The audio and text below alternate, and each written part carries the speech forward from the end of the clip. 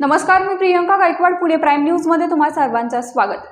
शिरूर हवेली विधानसभा मतदारसंघाच्या प्रचाराची रणधुमाळी चुरशीच्या टप्प्यात आली असून अशोक पवार आणि माऊली कटके या दोन उमेदवारांनी गावभेट दौरा करत शक्ती प्रदर्शनावर भर दिला।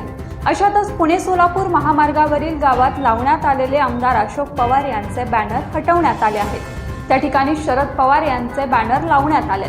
या प्रकारामुळे पूर्व हवेलीत विविध चर्चांना उधाण आलं असून उलटसुलट चर्चा सुरू झाल्या आहेत। दरम्यान आमदार अशोक पवार पुत्राचे अपहरण, खंडणी, मारहाण याबाबत गुन्हा दाखल झाला आहे।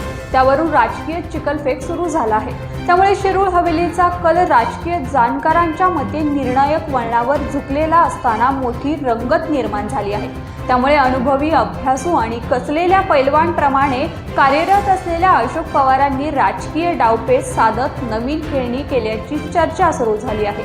मतदारांना आकर्षित करण्यासाठी अशोक पवार यांनी स्वतःचे फ्लेक्स हटवून निष्ठा आणि शरद पवारांचा फोटो असलेला फ्लेक्स मतदारसंघात लावण्यात येत आहेत।